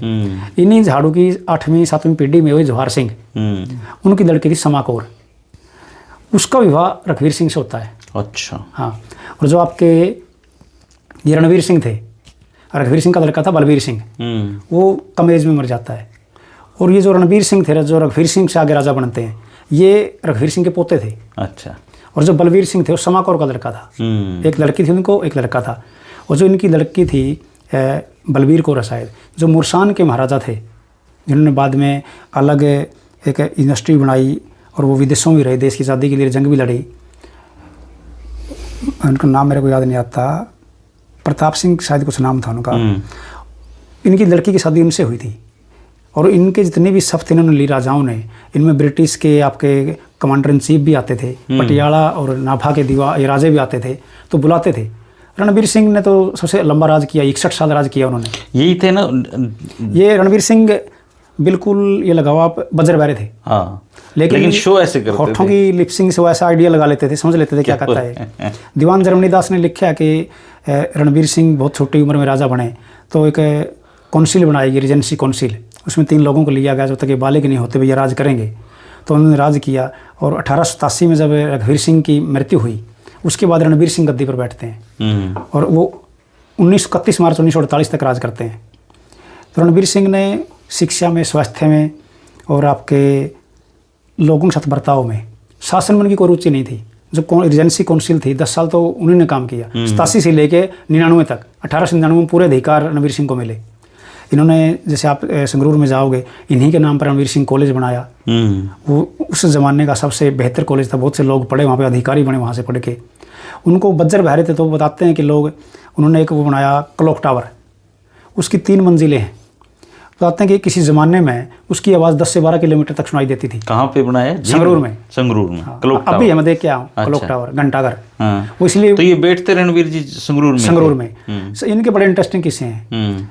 इनको क्या था, ये पब्लिक लाइफ से बचते थे। अच्छा। हाँ, क्योंकि इनकी ज़िंदगी थी रोमानियत की ज़िंदगी, और अगर वो काम पब्लिक के बीच में रह के करेंगे तो इनको पब्लिक के ऊपर गलत प्रभाव पड़ने का खतरा था। तो आपकी जो खुंगा कोठी, जिसमें कभी सैनिक स्कूल चला करता था, ये इन्होंने चेतंग नहर के किनारे बनाई, दूर शहर से। ये वहाँ पे मछलियाँ पकड़ने जाते थे। और रणवीर सिंह के बारे में ये भी है कि वो साफ मैसेज था कि वो शाम का खाना महाराज नहीं करेंगे, उनको दिक्कत है। उनको कोई दिक्कत नहीं थी, उनको शराब पीनी होती थी। अब कोई भी अंग्रेज़ वायसराय या जर्नल आया तो वहाँ पर उनका शराब का जो प्रोग्राम था वो भंग हो जाएगा, उसमें दखल पड़ेगा। तो उन्होंने सब जगह मैसेज कर रखा था, भाई महाराज को शाम को तंग नहीं किया जाए, वो जल्दी सो जाते हैं और वो शाम का खाना नहीं करते हैं। वो एक टाइम ही खाना खाते हैं, पार्टी ना। दीवान जरमनी दास ने लिखा है कि महाराजा, बहुत कुछ लिखा है, महाराजा वहाँ रहते थे उसमें गावदा कोठी में, संगरूर से पटियाला रोड के ऊपर 8-9 मील की दूरी पे है गावदा कोठी, और वो कम से कम बहुत बड़े एरिया में है। वो हॉस्पिटल वहीं था, कई कमरे हैं बेहतरीन, अब तो तोड़ दी गई वो। मैं गावदा कोठी में रहते हैं वो महाराजा। और उनका महाराजा का रूटीन ये है हर रोज़ का। आपके ये थे प्रधानमंत्री बिहारी लाल ढींगरा, वो उनका सारा काम देखते थे। और आपका रामवर्तन, वो उनके सो के उठने का इंतज़ार करते सुबह। अगर उनको लगता है महाराजा का मूड ठीक है तो उनसे कोई फाइलें वगैरह काम होता तो कर लेते। अगर उनको लगता महाराजा का मूड सही नहीं है तो उनसे कोई बात नहीं करता। वो लेट सोते और लेट ही उठते। और उनकी दिनचर्या ये थी कि दिन में अपनी शाही फौजों के साथ सारे के सारे रसोइये वगैरह, आपका जींद का जो बीड़ है और रानी तालाब है, वो खुद मछलियाँ पकड़ के ताज़ा मीट खाते थे। उनको आपके तीतर और बटेर बहुत पसंद थे और वो शाम को देर लौटते, फिर उनका दीवान दरमियान 25 पैग ब्रांडी पिया करते थे रणवीर सिंह।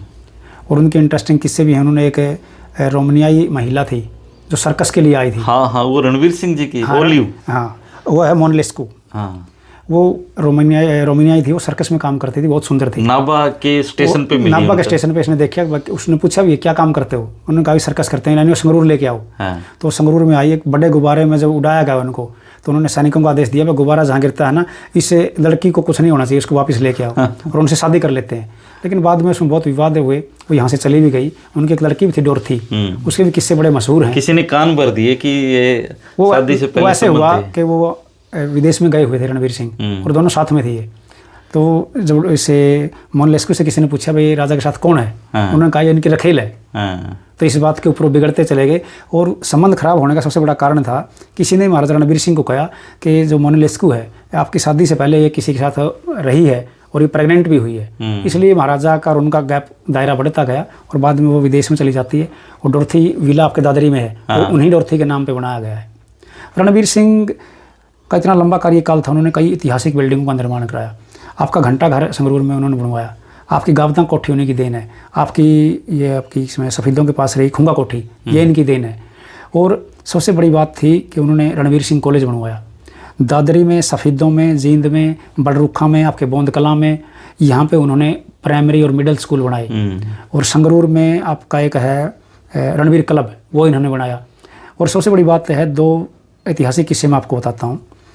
जब लिजवाना का विद्रोह हुआ, उसमें स्वरूप सिंह राज कर रहे थे। जब उनको 6 महीने उस विद्रोह को कुचलने में लगे, तो पहली बार आपका जो मंदिर है जयंता देवी, वहाँ पहुँचते हैं। वो माता के मंदिर में प्रार्थना करते हैं और ये प्रण करते हैं कि अगर मैं इस विद्रोह को दबाने में कामयाब रहा तो मैं आपके यहाँ एक माता राज राजेश्वरी का मंदिर बनाऊँगा। और जब उस विद्रोह को वो दबाने में सफल होते हैं तो आप जाके देखना जींद के भी जयंता देवी का जो पुराना मंदिर है, साथ ही एक राज राजेश्वरी मंदिर भी है, मंदिर बना हुआ, वो राजा स्वरूप सिंह ने बनवाया था। ऐसी समस्या रघुवीर सिंह के सामने भी आई।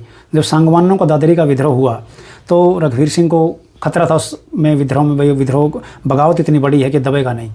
तो वो प्रण करते हैं भाई अगर मैं सफल होता हूँ तो मैं एक ऐसा ही मंदिर संगरूर में बनाएंगे हम। तो आप संगरूर में जाओगे, वहाँ भी माता राज राजेश्वरी का मंदिर है, जहाँ आपका दरबार हो। वैसे ये सिख धर्म को फॉलो करते थे? हाँ, सिख धर्म को वैसे मंदिर बनाते थे ना? हाँ, सभी धर्मों का बराबर सम्मान करते थे। संगरूर में भी जहाँ आपका दीवान खाना है, रणवीर सिंह ने के टाइम में दीवान खाना आप भी देखोगे ठीक ठाक हालत में है। अलग अलग दफ्तर सबके बने हुए हैं, इतना भव्य बना हुआ कि देखता रह जाए आदमी।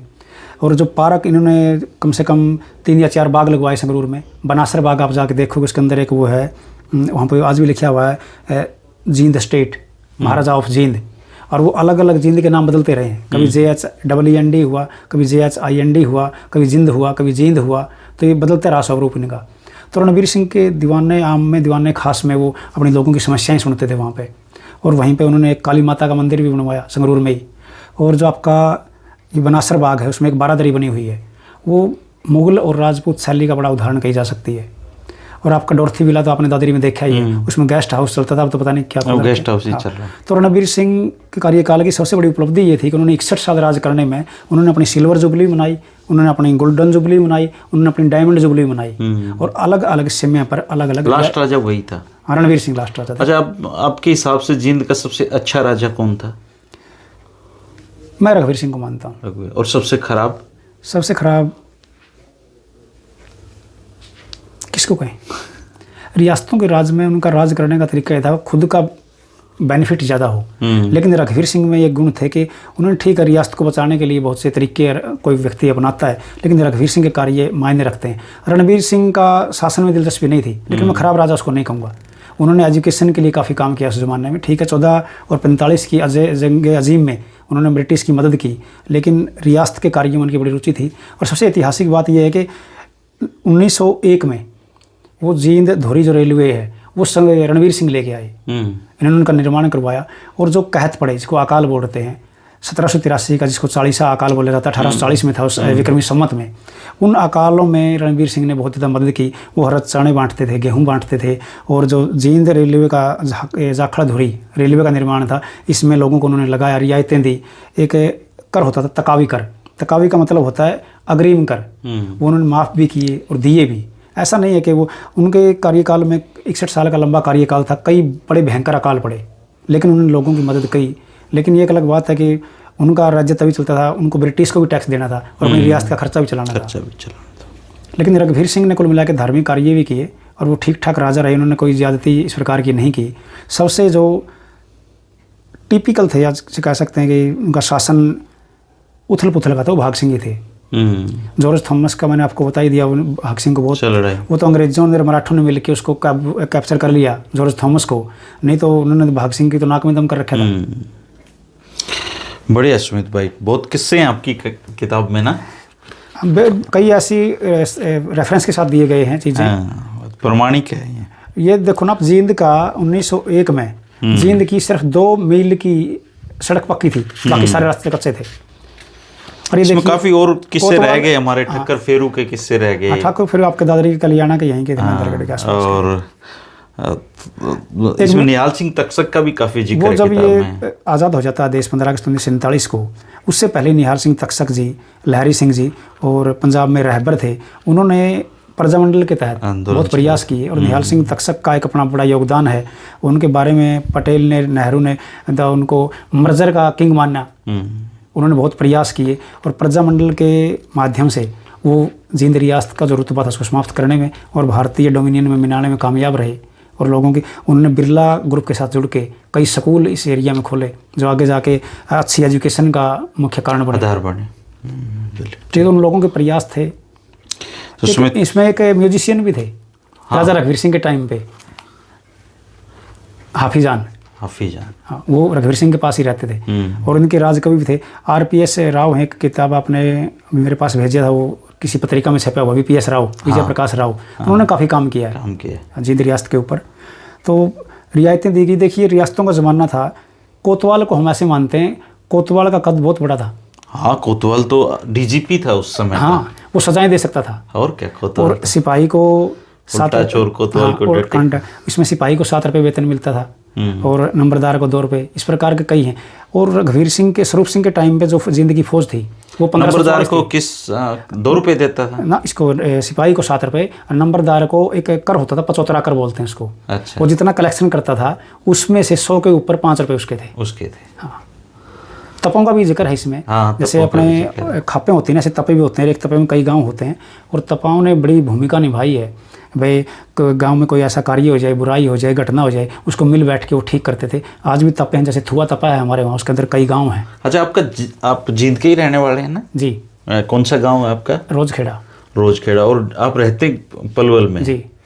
तो आपका किताब लिखने की इच्छा इसलिए रही कि जींद के हैं तो आप एक कर्ज सा था? मेरा कारण ये भी है कि मेरा खुद का गांव पटियाला रियासत में आता है। अच्छा। हाँ, जिस ऐतिहासिक गांव का मैं एक और जिक्र कर देता हूँ। मैंने इस किताब में जितने भी मंदिर हैं या आपके जितने भी कोई ऐतिहासिक या धार्मिक स्थल हैं, उनका जिक्र भी किया है और चित्रों के साथ किया है।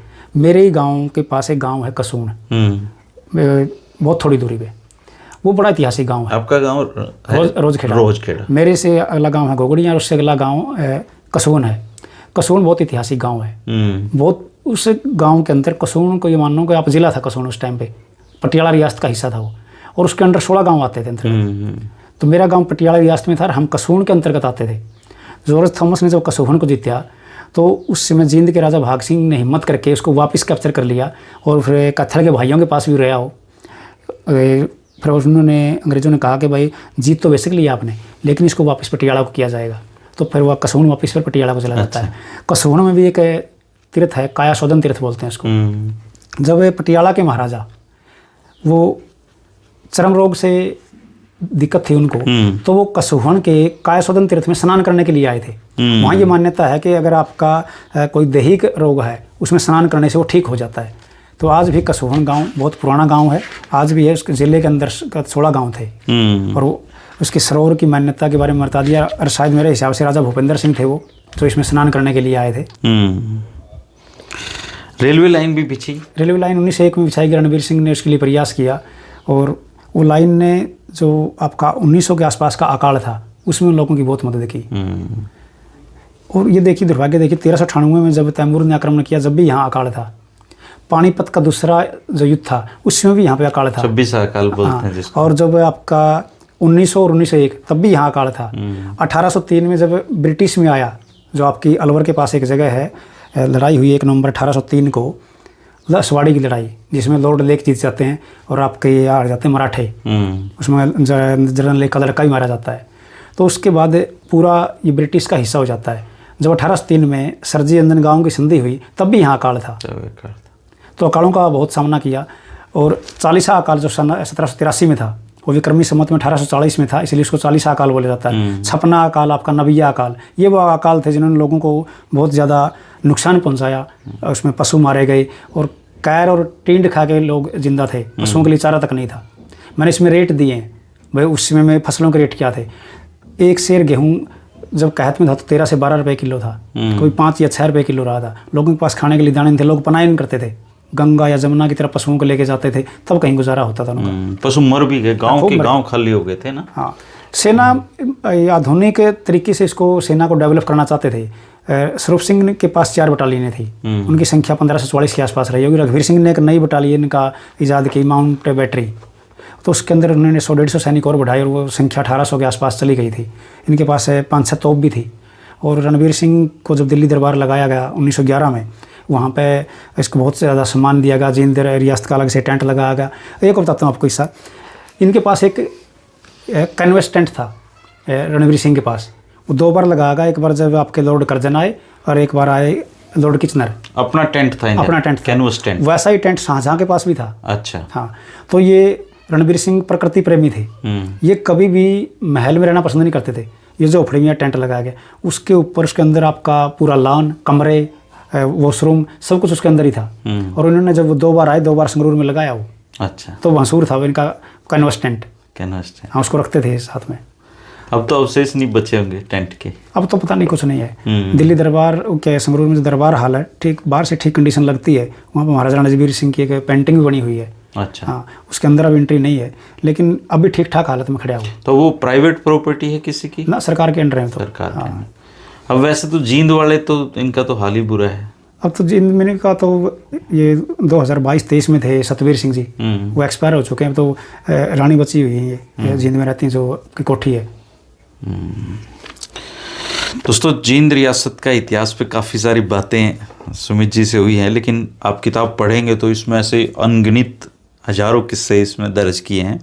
बहुत मेहनत से इन्होंने ये किताब लिखी है और अगली किताब पे ये मेवात पे लिखने वाले हैं, उस पर काम कर रहे हैं। अगर आपको ये किताब मंगवानी हो तो मैं इस पर नंबर दे रहा हूँ, साथ में आप किताब जरूर मंगवाइए, मंगवा कर पढ़िए, घर पे रखिए।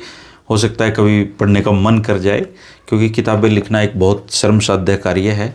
सुमित भाई, आप आए, आपने इतना वक्त लगाया और आपने एक किस्सा और सुना देता हूँ आपको। हाँ। जो इनके फाउंडर थे फूल सिंह, हाँ, उनके साथ एक घटना हुई। उन्होंने जो शिक्षा ली थी वो सुमेरपुरी से ली थी और उनको श्वास रोकने की कला में महारत हासिल थी। लेकिन जब हमला हुआ तो उसको फूल को गिरफ्तार कर लिया जाता है। उनकी 2 रानियाँ थी, एक रज्जो और एक बाली। हाँ। बाली को इस बात का पता था कि इनको श्वास रोकने की ये आती है, लेकिन वो बाहर गई हुई थी कहीं। जब इनको गिरफ्तार होने का खतरा हुआ तो उन्होंने श्वास रोक ली अपनी, और जो उनको गिरफ्तार करने के लिए सैनिक आए थे वो इनको मरा हुआ समझ के इनको छोड़ दिया। तो माई राजी को इस बात का पता नहीं था, तो उन्होंने इनका दाह संस्कार करवा दिया। जब बाली को आने के बाद पता लगा, वो बहुत नाराज़ हुई और वो वहाँ से चली जाती हैं, भाई आपने गलत कर दिया, जिंदा ही मार दिया। हाँ, सुमेरपुर इनके गुरु थे। ठीक है सुमित जी, बहुत धन्यवाद आपका, आपने इतना वक्त निकाला और बड़ी दिलचस्प कहानियाँ सुनाई आपने। तो अगली किताब कब तक आ रही है आपकी? अभी कर रहे हैं इसके ऊपर काम सर, समय जैसा मिलता है उसके ऊपर और डिटेल से, क्योंकि 2-3-4 साल तो लग जाते हैं अगर अच्छा पे लिखना चाहें।